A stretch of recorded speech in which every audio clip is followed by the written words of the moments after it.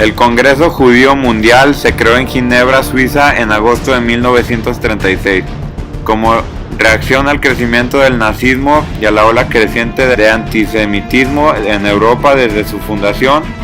Ha sido un organismo permanente con oficinas en todo el mundo.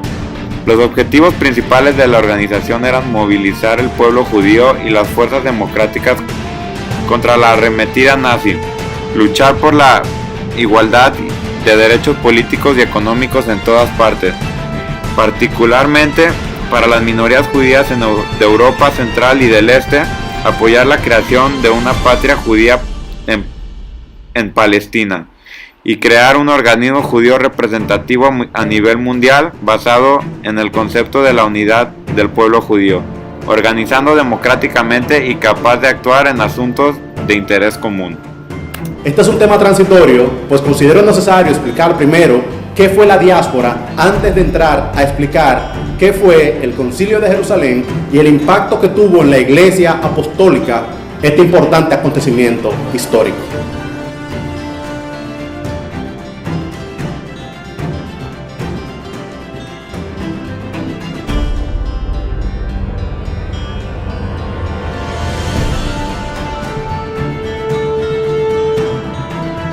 La diáspora judía, o lo que es lo mismo, la dispersión, estaba compuesta por judíos que no vivían en la provincia de Judea o en Jerusalén, sino entre otros pueblos, pero mantenían con el pueblo del Señor una vinculación. Esta era una vinculación étnica, una vinculación religiosa o quizás hasta un vínculo emocional. Muy probablemente no hablaban la lengua de sus padres, sino otras lenguas, pero ellos mismos se consideraban aún judíos y parte del pueblo del Señor. Estos judíos de la diáspora tenían unas características que eran muy particulares. La primera de ellas es que eran mucho más liberales que los judíos que habitaban en la provincia de Judea, principalmente en la ciudad de Jerusalén. Aquellos que estaban en Jerusalén eran el núcleo duro, el núcleo fuerte, era el más fuerte ritualismo, eran las personas más celosas de las leyes y las tradiciones de sus padres. Sin embargo, los judíos que no vivían en la provincia, la diáspora, eran judíos mucho más liberales. También estos judíos de la diáspora tenían una afinidad con otros pueblos que no tenían los judíos de la provincia.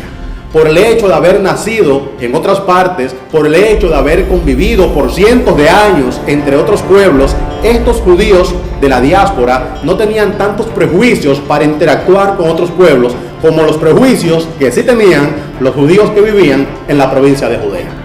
Otra característica de ellos es que eran judíos muy cultos.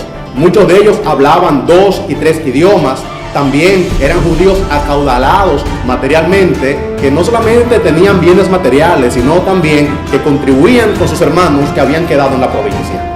Era una cultura, era algo de ellos, muy particular de la diáspora judía, contribuir materialmente con el sostenimiento del servicio al Señor en Jerusalén y también con el rescate de sus hermanos.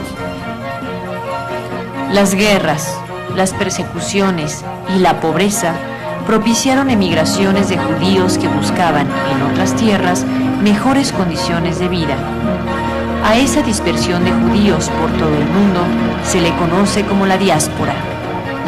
Pero, aun cuando los judíos se convirtieron en un pueblo sin patria, esa dispersión no hizo más que reforzar su sentimiento de identidad como una comunidad religiosa y como una nación. Ello fue posible al gran arraigo de los judíos hacia sus tradiciones y a la observancia de un sistema moral derivado de su ley contenida en sus libros sagrados. Ya fuera por exilio o por emigración, el pueblo judío se convirtió en un pueblo sin patria. Pero a falta de un territorio, los judíos forjaron una patria espiritual. Si bien participaban de la vida pública de los países en los que se establecían, los judíos continuaban también siendo fieles a su tradición religiosa y a sus costumbres, no mezclándose con nadie que no fuera judío.